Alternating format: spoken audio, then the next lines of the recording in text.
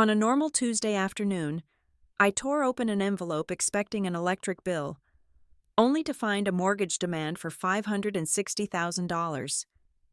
The gravity vanished from my kitchen, sucking the air straight from my lungs. But the true nightmare was not that staggering number on the paper. The people building a luxury dream on my financial grave were not anonymous hackers, but ghosts from my deeply loved past. Hello, everyone. Before today's story begins, we'd like to share a quick message. YouTube recently removed our monetization, cutting off our income. If you enjoy this story, we humbly ask for just $1 to help pay our staff so they can make a living and keep creating for you. Thank you for saving us. Now, let's begin the story. My name is Ella King. I am 32 years old, and my entire professional life has been built on logic, patterns, and predictability. As a senior data analyst at Nexus Meridian Analytics, I find anomalies for a living. I comb through millions of data points to find the single thread that does not belong. But I never expected my own life to become the anomaly. The official envelope sitting on my kitchen counter had seemed completely harmless at first glance. I had assumed it was just another routine notice, maybe a delayed utility bill or a generic credit card offer. Instead, the letter from a bank I had never done business with claimed I was 14 months delinquent on a mortgage for a property in one of Seattle's most exclusive, overpriced suburbs. The demand was for $560,000. My immediate reaction was denial. It had to be a system error. I dialed the toll-free number printed at the bottom of the threatening letterhead, my fingers trembling slightly against the glass screen of my phone. I was completely convinced it was a clerical mistake, a database merging glitch that had accidentally attached my name to a stranger's ruined life. "Hi, I received a notice regarding a property I do not own," I said, forcing a calm, professional tone into the receiver. The customer service representative on the other end of the line was polite but profoundly robotic. "Let me pull up your file, ma'am. For security purposes, can you verify your social security number?" I recited the 9 digits. "Thank you. And your date of birth?" I gave it to her. "Thank you, Miss King. I am looking at the mortgage documents right now." She then proceeded to read back my previous addresses. She detailed my employment history. Finally, she read back the immaculate credit history I had spent my entire adult life meticulously building, payment by careful payment. Every single detail she recited was flawless. Every detail was unequivocally mine. The air in my apartment grew thin. My vision blurred around the edges. It was not a glitch. Someone had successfully cloned my financial existence and convinced a major lending institution that I had signed my life away. I did not wait for the morning light. The suffocating anxiety in my chest demanded action. I grabbed my car keys and drove out into the Seattle night. Rain lashed against my windshield in violent, relentless sheets.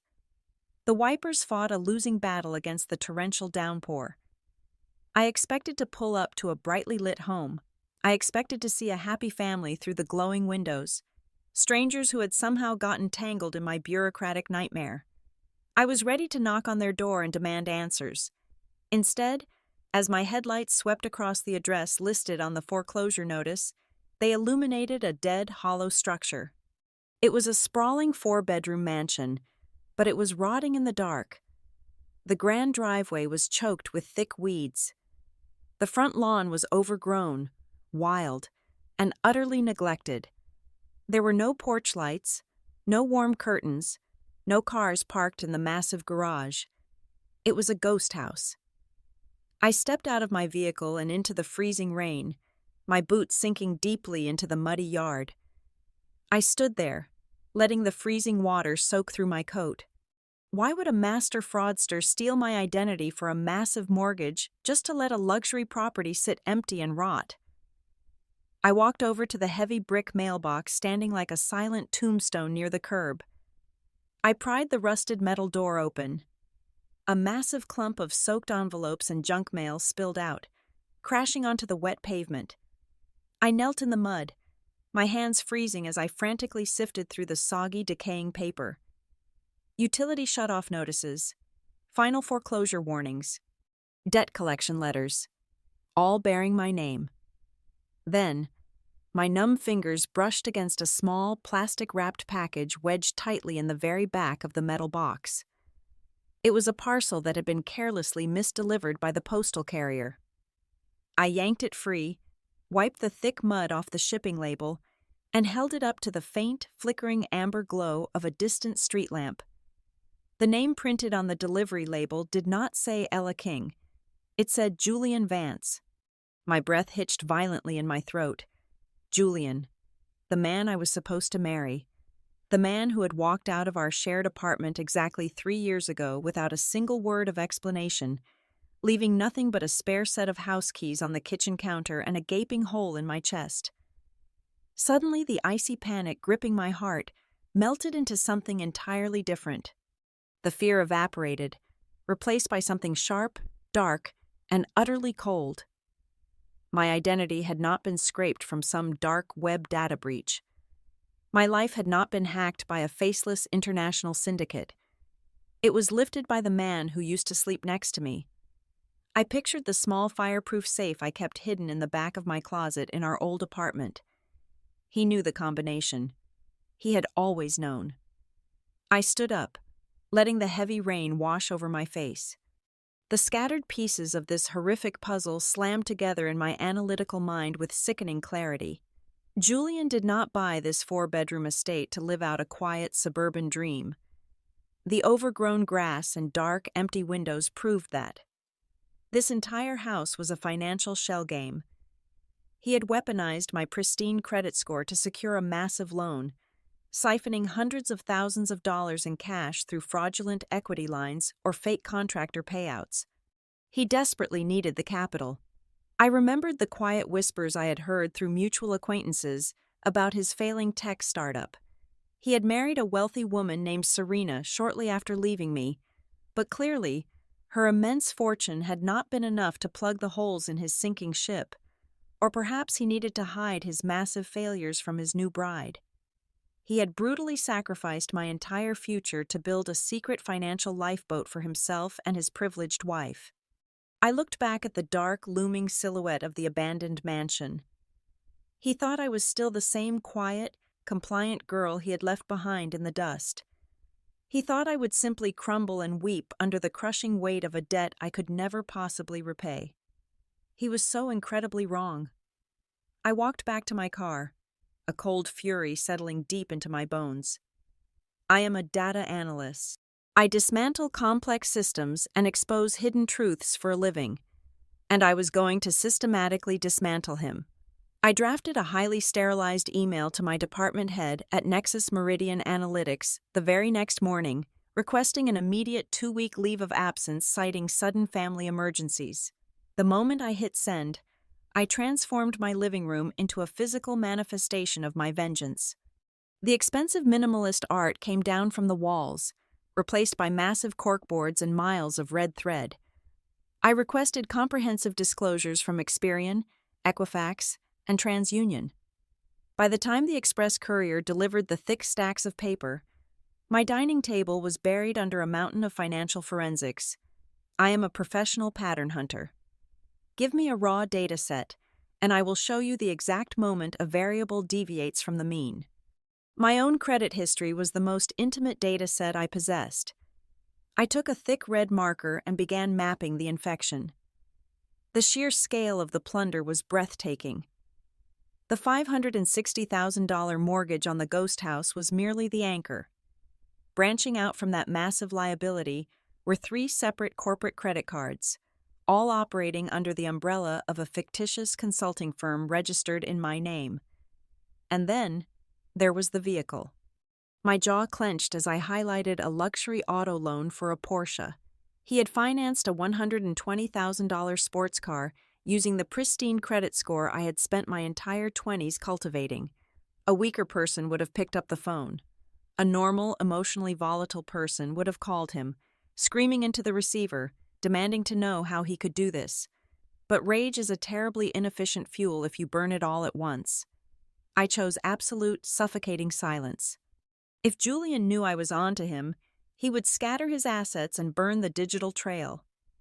I needed to trap him inside his own lie.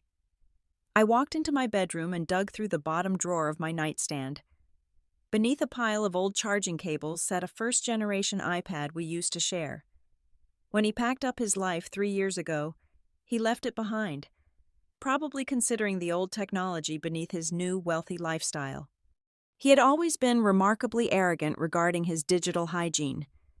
I plugged the ancient device into the wall and prayed the battery would hold a charge. The screen flared to life. The auto login token for his old cloud storage account was still active.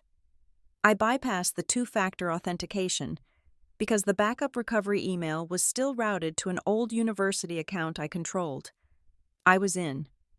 I spent the next 48 hours aggressively mining his archived communications.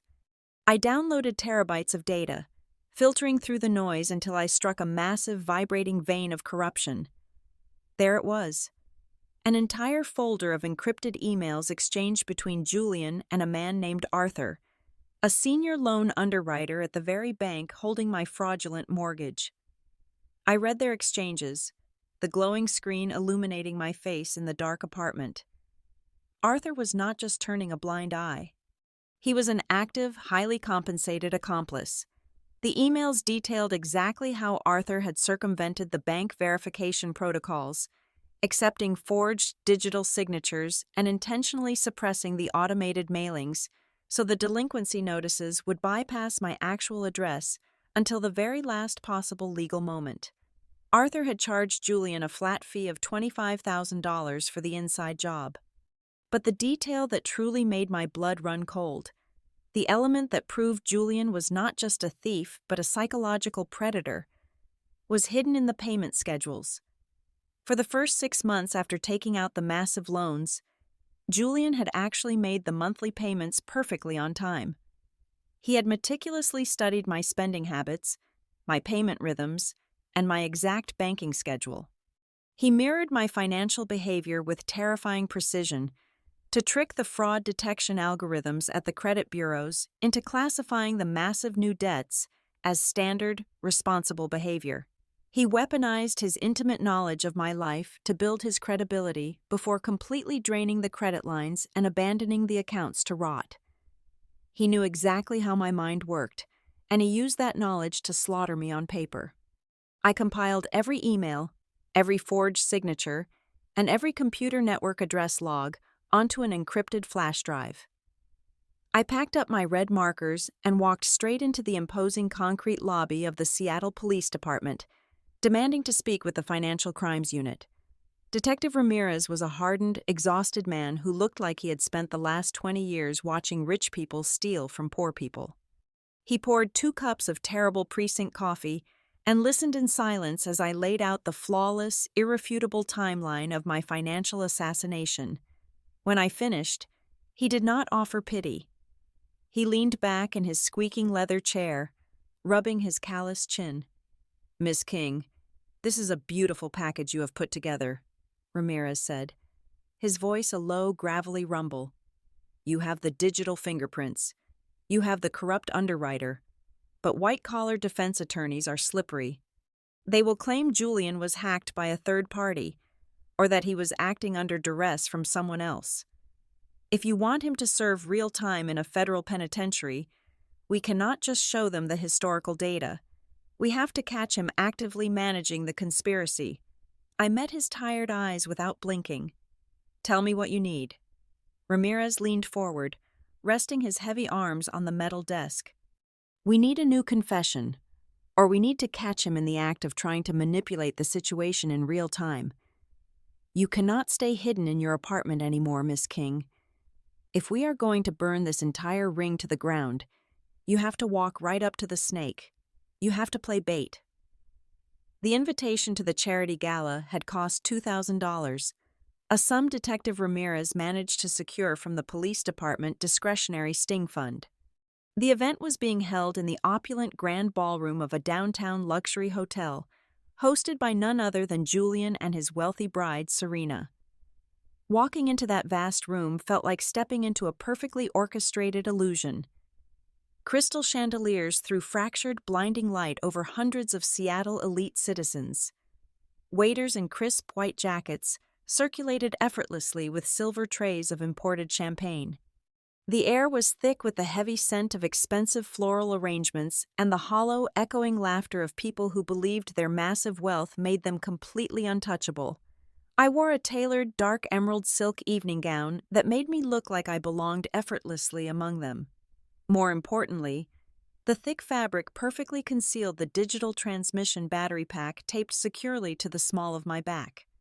A microscopic microphone was seamlessly embedded into the metallic clasp of my designer clutch purse, feeding a live, high-definition audio stream directly to a surveillance van parked 3 blocks away in the freezing rain.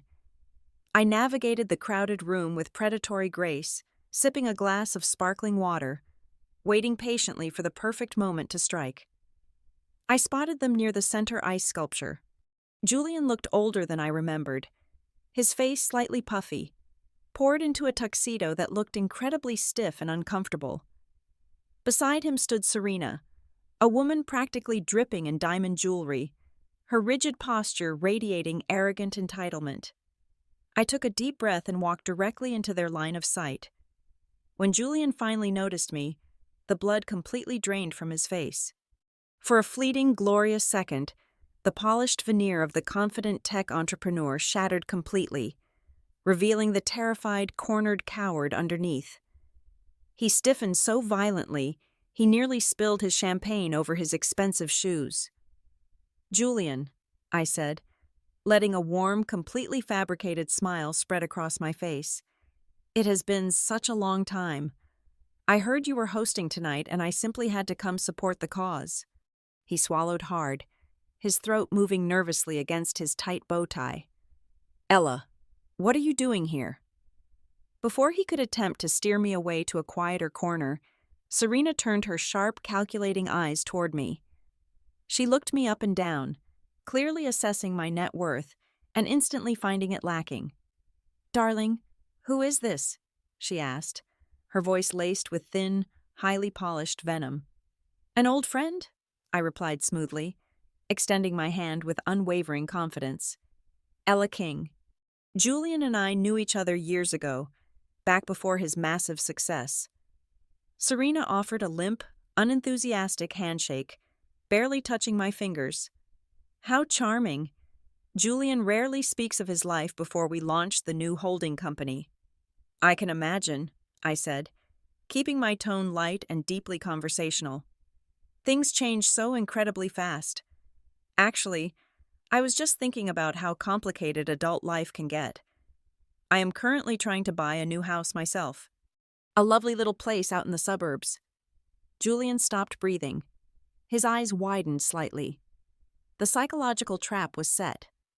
I stepped right into the center of it and forcefully closed the jaws. "But the most ridiculous thing happened," I continued, adopting a tone of mild, baffled amusement. "The bank completely denied my mortgage application yesterday. They claimed there was a massive system error. Some sort of phantom glitch showing I already owed over $500,000 on an abandoned property. Can you believe that?" I locked my gaze directly onto his eyes. I watched the absolute terror detonate behind his pupils. A thick bead of sweat materialized at his hairline, reflecting the chandelier light. His jaw clamped shut so tightly I thought his teeth might crack under the pressure. He knew. In that exact fraction of a second, looking at my calm smile, he knew I was hunting him. Serena, completely oblivious to the silent, psychological slaughter happening mere inches away from her, let out a condescending, musical laugh. "Oh, sweetie," Serena sighed, taking a slow sip of her drink. "The middle class always blames the system when things go wrong, do they not? Perhaps you simply do not have the financial discipline required for luxury property ownership. The banks are very thorough. They do not just make up imaginary debts." I smiled widely at her, tapping my clutch purse gently with my index finger. Every single arrogant syllable she uttered was currently being recorded permanently onto a federal hard drive. "You are absolutely right, Serena," I said softly, my voice carrying a lethal edge. "The banks are very thorough. The truth always comes out eventually." I excused myself from the conversation, leaving Julian standing perfectly paralyzed in the middle of the ballroom, drowning in his own bespoke suit. The psychological pressure I applied at the gala worked much faster than Detective Ramirez had anticipated. At 2 o'clock in the morning, my apartment was pitch black. My secure burner phone, provided by the police department, suddenly vibrated violently against the wooden nightstand. The caller identification displayed a restricted number. I answered the call, keeping my breathing completely steady. "Hello?" "Miss King," a man whispered frantically. The sound was ragged, breathless, echoing slightly as if he was calling from an empty concrete underground parking garage. "Do not hang up the phone. My name is Arthur. I work at the bank." I sat up in bed, pressing the phone tighter against my ear in the dark room. "I know exactly who you are, Arthur." A sharp intake of breath hissed through the tiny speaker. "Listen to me very carefully. The situation has spiraled entirely out of control. The Bank Compliance Division announced a system-wide internal audit starting in exactly 48 hours. They are going to review all high-risk property portfolios. If they look closely at the paperwork for the house, we are all going to a federal penitentiary."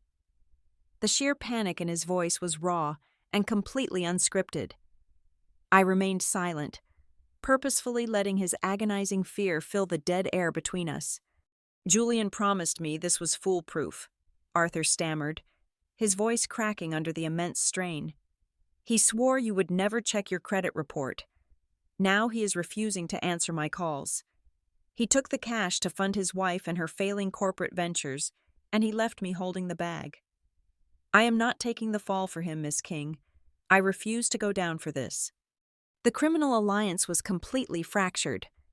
The thieves had viciously turned on each other the very moment the ship began taking on water. "What exactly do you want, Arthur?"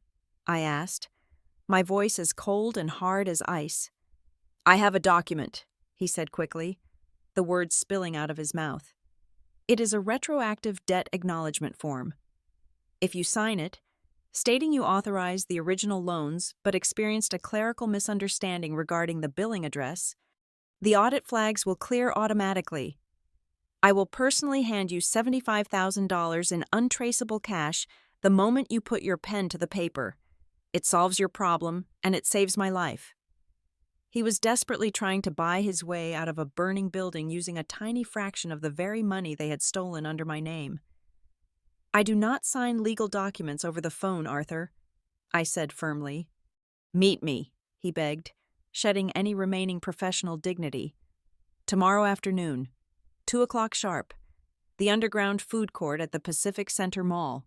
Please come alone." I let him sweat in silence for 5 agonizing seconds before giving him exactly what he wanted to hear. "Bring the cash and the paperwork, Arthur. If I see anything suspicious, I will walk away." I disconnected the call and immediately dialed Detective Ramirez. The pieces on the board were moving exactly as I had calculated. The desperate prey was walking directly into the snare, completely unaware that the quiet woman they thought they had buried years ago was standing right behind them, ready to pull the trigger. The underground food court at the Pacific Center Mall was a sensory nightmare of echoing conversations, crying children, and the heavy, suffocating smell of cheap frying oil. At exactly 2 o'clock in the afternoon, I sat alone at a sticky plastic table near a row of overflowing trash cans. I kept my hands folded tightly in my lap, scanning the dense crowd of weekend shoppers. Arthur arrived 12 minutes late. He looked entirely different from the polished, authoritative loan underwriter I had imagined from his corporate emails. The man who violently slid into the molded plastic chair across from me was drowning in a cheap, rumpled suit. He was sweating profusely, his eyes darting frantically in every direction as if expecting a sniper to shoot him from the second-floor balcony. Did you bring the document? I asked, my voice barely rising above the chaotic ambient noise of the food court. Arthur did not answer immediately. He leaned in so close I could smell the stale coffee and sheer terror radiating from his breath. You have no idea what you have walked into, Miss King. You think Julian is the mastermind here? You think he is the one pulling the strings? I narrowed my eyes, keeping my posture perfectly rigid. Julian forged my signature. Julian bought the house. Arthur let out a harsh, barking laugh that contained absolutely no humor. Julian is an idiot. He is a pathetic, desperate puppet. Do you honestly think a failing tech startup founder has the connections to launder hundreds of thousands of dollars through a phantom real estate trust? Serena is the architect. She is the one holding the leash. The world around me seemed to violently tilt on its axis. The image of the arrogant, diamond-draped woman at the gala flashed through my mind. Serena is currently the target of a massive, covert federal investigation for severe tax evasion, Arthur whispered, his hands shaking as he gripped the edge of the table. The Federal Bureau of Investigation has been quietly freezing her offshore accounts for the past 8 months. She is completely radioactive. She cannot apply for a loan, she cannot move large sums of cash, and she cannot buy property without triggering federal alarms. She desperately needed a clean, unblemished financial ghost to act as a proxy. Julian offered you up to his new wife on a silver platter to prove his loyalty. The sheer gravity of the betrayal hit me like a physical blow to the ribs. Julian did not just steal my money to save his own skin. He had actively sold my identity to a federal criminal to secure his position in her wealthy world. I have the proof, Arthur said, reaching a trembling hand into the breast pocket of his jacket. He pulled out a heavy metallic silver thumb drive. The original, unaltered digital contracts. The raw metadata, proving the digital signatures were generated from Serena's private residential network, not yours. I will give you this drive right now, but I need your word that you will sign the retroactive debt acknowledgement form and take the cash. I need to disappear tonight.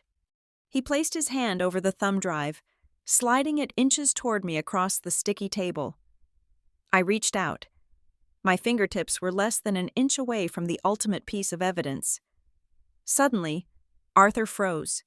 His terrified eyes locked onto something over my left shoulder. I did not have to turn around to know what happened. Detective Ramirez had promised to keep his undercover officers strictly on the perimeter, but someone had made a lethal tactical error.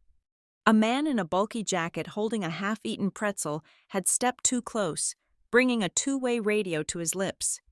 "You brought the police!" Arthur screamed, his voice cracking with absolute hysteria. Before I could even open my mouth, Arthur violently shoved the table forward. The plastic edge slammed hard into my stomach, knocking the breath completely out of my lungs.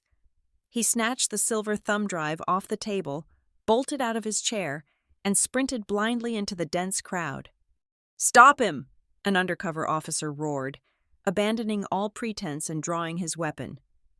Absolute chaos erupted. Shoppers screamed and scattered in blind panic, overturning chairs and dropping heavy bags. I pushed myself up, fighting through the crushing wave of terrified civilians, but it was useless. Arthur vaulted over a low brick planter, shoved an elderly security guard to the floor, and disappeared through a set of gray metal service doors that led to the underground delivery tunnels. By the time Ramirez and his team breached the service corridor, Arthur was gone. The key witness, and the only physical copy of the unaltered metadata, had vanished into the concrete maze beneath the city. I stood in the center of the devastated food court, my chest heaving as the bitter reality washed over me. Without Arthur's hard evidence, the entire investigation was paralyzed. We had lost the critical leverage. My phone vibrated sharply in my coat pocket.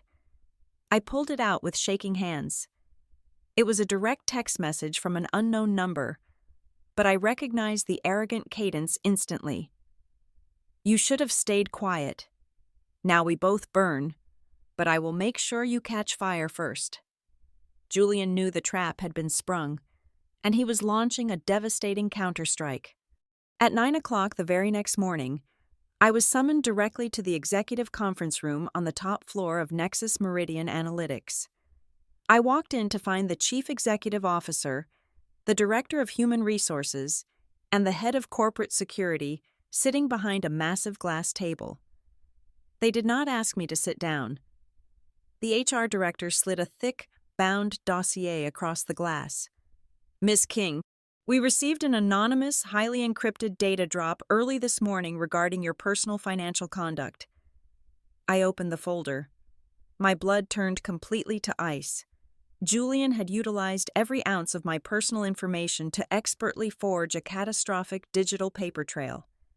There were heavily fabricated chat logs and spoofed bank transfer receipts designed to look exactly like I had willingly brokered the identity theft myself. The fake documents suggested I had agreed to sell my flawless credit profile to a shell company for a 30% cut of the loan payout, and that I was only crying fraud now because my accomplices had refused to pay my final installment. "Because of your senior security clearance and access to sensitive client data, we cannot employ an analyst actively under suspicion for severe financial extortion," the CEO said, his voice entirely devoid of emotion. "You are suspended immediately without pay, pending a full corporate and legal investigation. Leave your badge on the table. Security will escort you out of the building." Julian had weaponized my own corporate protocols against me. He had utterly destroyed my professional reputation, stripping away my income, my resources, and my credibility in one swift, brutal execution. I walked out of the towering glass building into the cold morning air, carrying my personal belongings in a small cardboard box. I was backed entirely into a corner. I had no job. I had no witness. I had a $500,000 target painted directly on my back. Julian thought he had won. He thought he had successfully severed my throat.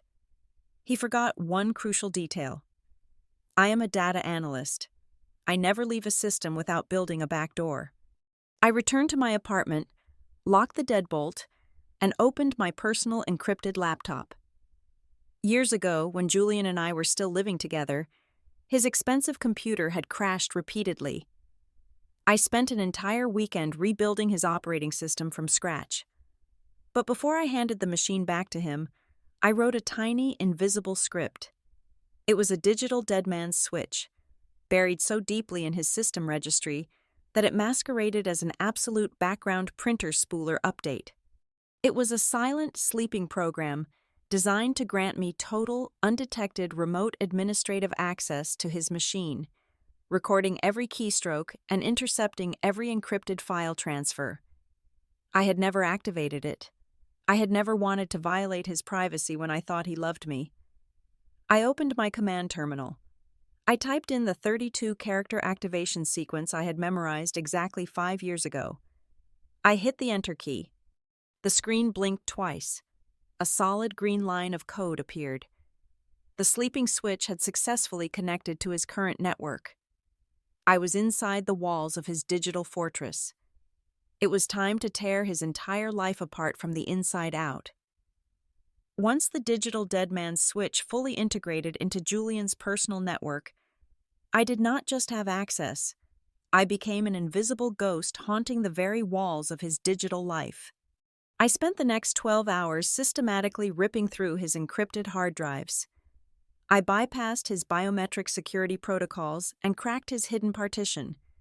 That was where I found the ultimate prize. It was not a financial document. It was an audio file.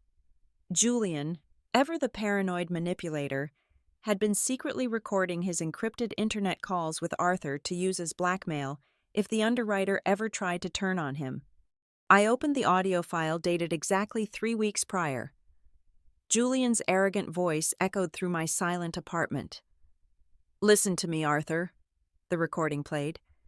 "The moment the final equity line clears, I am transferring the liquid cash into cold storage and booking a one-way private charter to Geneva. Serena is a sinking ship. The federal authorities are already circling her tax returns. Let her drown in the legal debt. By the time they realize the shell company is empty, I will be untouchable in Europe. It was the perfect poison. I packaged the audio file into a highly secure, self-destructing digital envelope.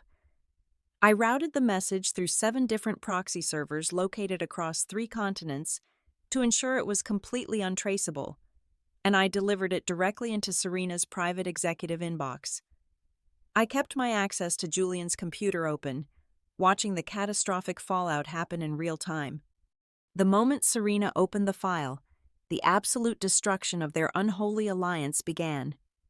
I watched Julian's screen light up with frantic, terrifying alerts. Within 45 minutes, Serena's team of ruthless corporate lawyers initiated emergency financial injunctions. I watched the balances of their joint banking accounts plummet to zero as Serena viciously froze every single asset they shared. She locked him out of the holding company servers. She deactivated his corporate black cards. In less than 1 hour, the wealthy, untouchable tech genius was reduced to an absolute pauper. Paranoia and greed had completely shattered them from the inside. 2 hours later, the heavy fist pounding violently against my apartment door made me jump. I walked over and looked through the brass peephole. Julian was standing in the hallway. The bespoke tuxedo and the arrogant smirk were completely gone. He looked hollow, wild, and utterly ruined. His hair was slicked to his forehead with cold sweat, and his expensive designer coat was soaked from the afternoon rain. I unlocked the deadbolt and slowly pulled the door open. Julian did not try to force his way inside. Instead, his knees immediately buckled. The man who had callously built a $500,000 mansion on my financial grave collapsed onto my welcome mat. He buried his face in his hands, perfectly executing the role of the broken, deeply wounded man. Tears streamed down his pale cheeks. "Ella, please," he sobbed, his voice cracking with pathetic desperation. "Serena took everything. She locked me out. The federal agents are going to arrest me by morning. You are the only person who can stop this. I know I hurt you. I know I made a terrible mistake. But please, for the sake of the love we used to share, withdraw the fraud report. Tell them it was a massive misunderstanding. I will spend the rest of my life paying you back, I swear it." I turned my back on him and walked slowly into my kitchen. I picked up a glass pitcher and calmly poured myself a glass of ice water. The sound of the liquid splashing into the glass seemed deafening in the heavy silence of the room. I took a slow sip, then turned back to face him. I stood tall, looking down at the pathetic, shivering creature kneeling on my floor. He used to be my entire world. Now he was nothing but a stain on my life that I was finally scrubbing clean. "You did not make a mistake, Julian," I said, my voice completely devoid of warmth. "You made a calculated business decision, and now you are bankrupt. By the way, those offshore accounts you mentioned in your little recording? I tracked the exact blockchain ledgers you used to launder the cash. I know exactly which cryptocurrency wallets hold the money you stole using my name." The fake tears instantly vanished from his eyes. The mask of the heartbroken lover fell away, revealing the cornered, vicious predator underneath. His face twisted into a mask of pure, unadulterated rage. "You absolute bitch!" he hissed, scrambling to his feet. He lunged forward, his eyes locking onto my open laptop resting on the dining table. He thought the crypto ledgers and the backdoor network logs were sitting right there, vulnerable and ready to be deleted. He shoved past me so violently my shoulder slammed against the doorframe. He grabbed the computer, his fingers frantic as he tried to smash the keyboard to wipe the hard drive. But there were no ledgers on the screen. Instead, Julian found himself staring directly into a high-definition, active video conference call. Detective Ramirez was sitting squarely in the center of the frame, his badge clearly visible on his chest. Next to Ramirez's video feed was the stern, unblinking face of the lead investigator for the State Department of Financial Institutions. "Good afternoon, Julian," Detective Ramirez said through the laptop speakers, his deep voice dripping with grim satisfaction. "Thank you for the verbal confirmation regarding the money laundering. We recorded every single word." Julian dropped the laptop onto the table as if the aluminum casing had suddenly caught fire. A guttural sound of pure terror ripped from his throat. He spun around, completely abandoning his sophisticated facade, and bolted out of my apartment. I watched him sprint wildly down the hallway, rushing toward the stairwell to make a desperate escape. I took another calm sip of my water. He could run as fast as he wanted.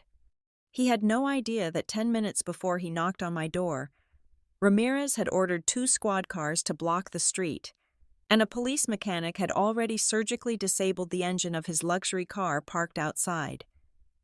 Julian did not get far after fleeing my apartment building. With his luxury car permanently immobilized by the police, he desperately hailed a passing cab, fleeing to the only unmonitored location he had left: the abandoned mansion. It was meant to be a final, frantic rendezvous. Serena was already waiting in the rotting grand foyer, surrounded by boxes of paper records, attempting to manually sign over their last remaining offshore deeds before the federal government froze the final accounts completely. They never even got the chance to uncap their pens. Dozens of heavy tactical boots kicked through the rotting front doors. The dark, overgrown yard was instantly illuminated by the blinding red and blue lights of the Federal Bureau of Investigation and the local economic police forces.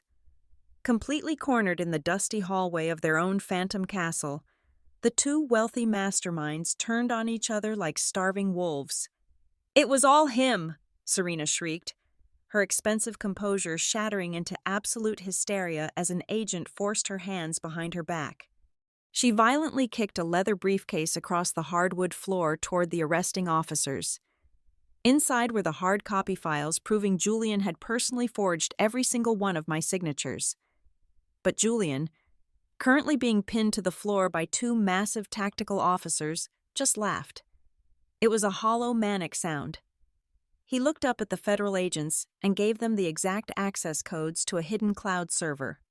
That server contained a crystal-clear security video he had secretly recorded, showing Serena personally handing Arthur the initial cash bribe. Since Arthur had already been intercepted by transit police 3 days earlier trying to flee the state, the puzzle was perfectly complete. Julian and Serena had willingly handed the prosecution the exact weapons needed to destroy them both. 9 months later, I sat in the front row of a cold, wood-paneled federal courtroom. I wore my most powerful, tailored charcoal suit. My spine was perfectly straight. When the prosecutor called me to the witness stand, the defense attorneys braced themselves for a weeping, traumatized victim. They expected tears they could easily dismiss. I gave them absolutely nothing to use. I did not read an emotional, weak plea for sympathy. Instead, my testimony was a surgical, ice-cold financial autopsy. Looking directly into the eyes of the judge, I delivered a flawless data analysis report. I mapped out the exact algorithm of their cruelty, proving mathematically how their ruthless methods had systematically dismantled the financial foundation of an innocent human being. I dismantled their lies point by point, leaving no room for reasonable doubt. The judge did not hesitate. The gavel fell with a heavy, deeply satisfying strike. Julian was sentenced to 8 years in a federal penitentiary for aggravated wire fraud and grand identity theft. Serena was completely stripped of her massive inherited wealth to pay for government restitution and received 5 years behind bars. Arthur, for his brief cooperation after his capture, was handed a rigid sentence of 3 years. The victory extended far beyond the courtroom walls. The executive board at Nexus Meridian Analytics issued a deeply humiliated, formal apology for my temporary suspension. Having witnessed my absolute supremacy in digital forensics and investigation, they did not just beg me to return. They promoted me to the position of head of data security, complete with a corner office and a massive compensation package. That night, I stood quietly in the center of my brand-new living room. A warm, gentle fire crackled in the stone hearth. In my right hand, I held the very first bank letter I had received in the mail, the original notice demanding $560,000. I held it out and simply let go. I watched the thick paper curl in the flames, turning brown, then black, before completely dissolving into ash. My credit score was officially restored to a perfect 810. I poured myself a generous glass of expensive red wine and walked over to the massive windows. I took a slow sip, a genuine smile finally touching my lips as I watched the brilliant sunrise wash over the city skyline. This was not a ghost house.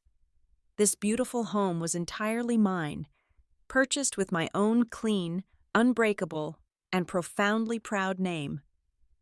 Thank you so much for listening to today's story. We hope you enjoyed it. As an ad-free channel, your support is what keeps us alive. Please support Haley Revenge Stories with just $1 via the QR code on the screen, or click the link in the description box or pinned comment. Also, we'd love to connect with you. Please leave a comment telling us which city or state you're listening from. Thank you for standing with us, and see you in the next stories.